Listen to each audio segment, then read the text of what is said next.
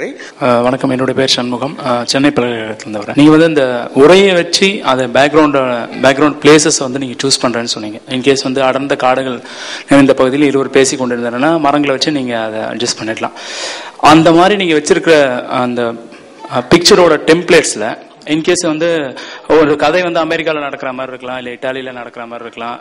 So அந்த மாதிரி ஃபெமிலியரான பிளேசஸில் நடக்கிற மாதிரியும் இருக்கலாம், சில அன்னோன் பிளேசஸில் நடக்கிற மாதிரியும் இருக்கலாம். ஸோ அந்த டெம்ப்ளேட்ஸில் வந்து இருக்கிற டேட்டா பேஸில் எல்லா பிக்சர்ஸும் கவர் ஆகிருக்குமா, எல்லா பிளேசஸும்? பின்னணி எப்படி உருவாக்கப்படுகிறது என்ற ஒரு செயலி ஒன்று இருக்கிறது அல்லவா?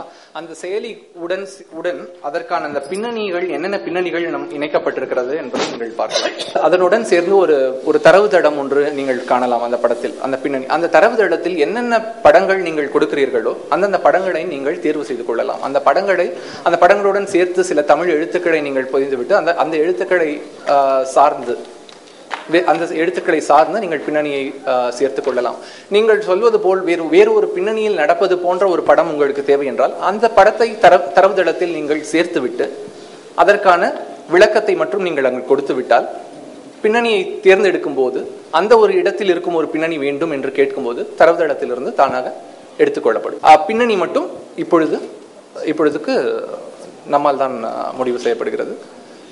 முக அமைப்பும் உதட்டு அசைவும் திறனாளிகளுக்கு வந்து உங்களுடைய முயற்சி பெரிதும் உதவிகரமாக அமையும் என்று கூறினீர்கள். அது எவ்வண்ணம் அமையும் என்றும், எவ்வகையான மாற்றுத்திறனாளிகளுக்கு உங்களுடைய முயற்சி பயனுள்ளதாக அமையும் என்றும் கூறலாம்.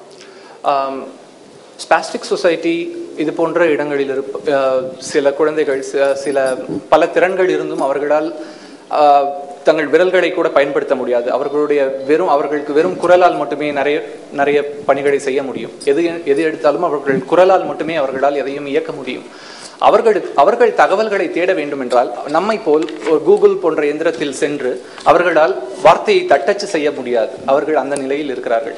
அவர்கள் தங்கள் குரலை பயன்படுத்தி ஒரு கேள்வி கேட்பது மூலமோ அல்லது குரலை பயன்படுத்தி ஒரு குறும்படத்தை உருவாக்கி அவர்களுடைய சிந்தனையை சொல்ல அவர்களுக்கு ஒரு வாய்ப்பளிக்குமா போன்ற செயலிகளை இது மூலமாக செய்யலாம். காணொலி காட்சியில் ஒரே மாதிரி படம் தான் வருமா, இல்ல வேறு படங்கள் வருமா? ஆணுக்கு என்றால் ஒரே ஆண் தானா? இல்லை, இப்பொழுது அந்த புருவங்கள், அந்த மீசை, இந்த மாறுபாடுகளை மட்டும்தான் காட்டி இருக்கிறோம். அந்த முக அமைப்பு என்பது, நான் உங்களுக்கு கூறியது போல் அந்த முக அமைப்பு என்பது ஒரே அமைப்பு தான் இப்பொழுதுக்கு இருக்கிறது. நான் எதிர்காலத்தில் என்னென்ன செய்யலாம் என்பதில் நான் குறிப்பிட்டிருந்தேன். அந்த முக அமைப்புகள் வேற முக அமைப்புகளை நாம் மாற்ற முடியும். அப்படி மாற்ற முடியும். அது முடியும். முக அமைப்பு என்பது பல அமைப்புகள் இருக்கின்றன. முகத்தின் வடிவம் என்பது வெளிநாட்டவர்களுக்கு வேற மாதிரி இருக்கும், இந்தியன்னா வேற மாதிரி இருக்கும், ஈக்ரோஸ் வேற மாதிரி இருப்பாங்க. எல்லாமே கொண்டு வர முடியுமா? கொண்டு வர முடியும். அதனால வேரியபிள்ஸ் நீங்க வச்சுக்கிட்டு நீங்க வெளியே கொடுத்து கொண்டு வந்துடுறாங்க. என்னென்ன வேரியபிள்ஸ் நினைக்கிறீங்களோ இது இந்த ஆராய்ச்சியை கொண்டு வரணும். ஆராய்ச்சி செய்யறாங்க. நீ வெளிநாட்டுக்காரங்க, ஆப்பிரிக்காரங்க யாரும் உண்டோ அவ்வளவு நீங்க அவ்வளவு வேரியபிள்ஸ் இருக்கு, வேலையை அசைன் பண்ணா அது மாதிரி வந்துட போகுது. ஓகே, நன்றி. உங்கள் கட்டுரை எங்கள் நெஞ்சை தொட்டது. வாழ்த்துக்கள். நல்ல கட்டுரை.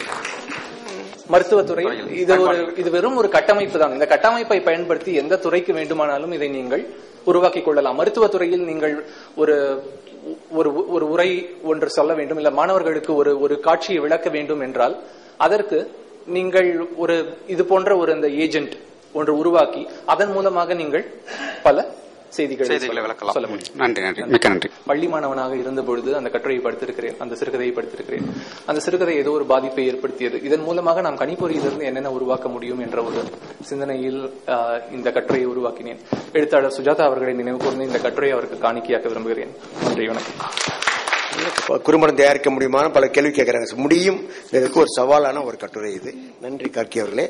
அடுத்து மதன் கார்கி அவர்களும் செல்வி சபிதா தம்மனேனி அவர்களும் அண்ணா பல்கலைக்கழகம் இரண்டு சேர்ந்து தயாரித்த மற்றொரு உரை, முக அலைகள் இருபரிமாணம், தமிழ் உணர்வு சொற்கள் அடிப்படையில் முக வெளிப்பாடு. அதோடு தொடர்புடைய அடுத்த கட்டுரை இந்த அம்மையுடைய இறுதி கட்டுரை. Sabitha from Anna university. இந்த பேப்பரோட டைட்டில் வந்து face waves 2D facial expression based on Tamil emotion டிஸ்கிரிப்டர்ஸ்.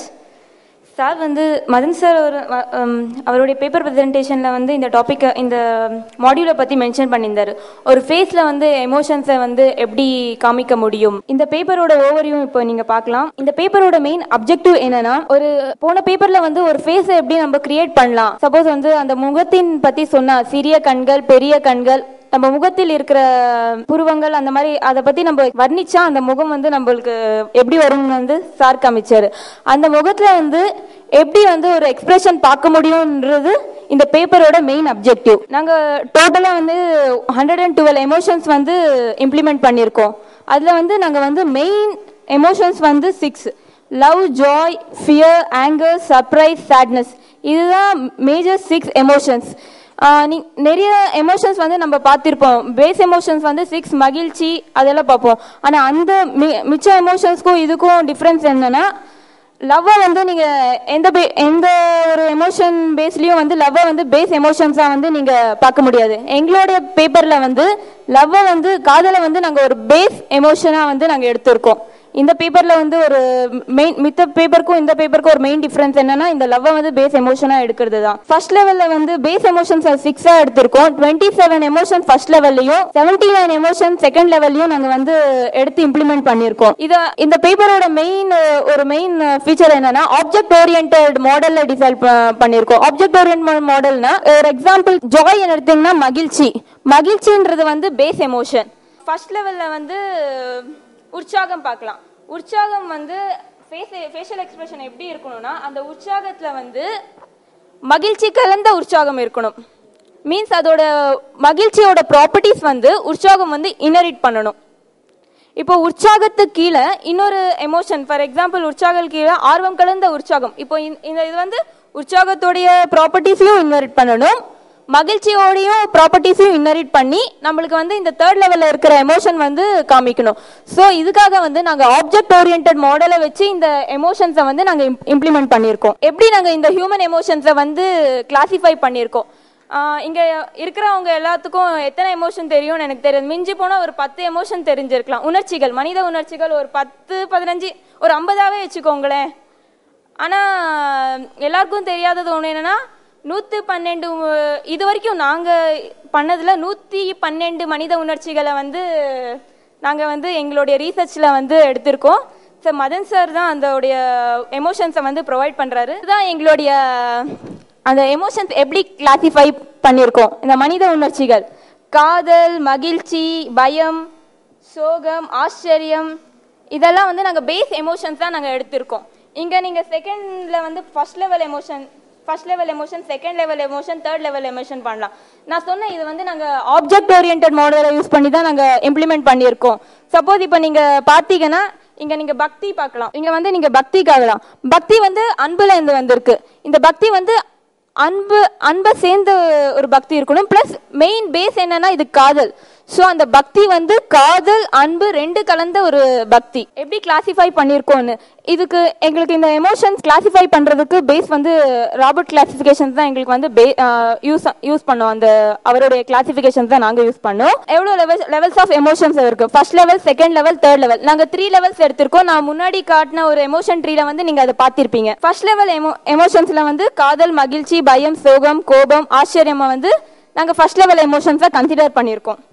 Second லெவல்ல எக்ஸாம்பிளுக்கு சோகத்துக்கும் மகிழ்ச்சிக்கும் நாங்க இங்க போட்டிருக்கோம். தேர்ட் லெவல் எமோஷன் உற்சாகத்துக்கு கீழே இருக்கிற இது நீங்க பார்க்கலாம். இந்த தேர்ட் லெவல் எமோஷன். இந்த ஆர்கிடெக்சர், சிஸ்டம் ஆர்கிடெக்சர் நாங்க எப்படி டிசைன் பண்ணிருக்கோம். இந்த ஃபேஸ் ஜெனரேட்டர் வந்து நீங்க முன்னாடி பார்த்திருப்பீங்க. சாரோட கட்டுரையில வந்து எப்படி நம்ம ஃபேஸ் வந்து ஜெனரேட் பண்றது, அதை வந்து அந்த மாடியூல் வந்து நாங்க இங்க யூஸ் பண்ணிருக்கோம்.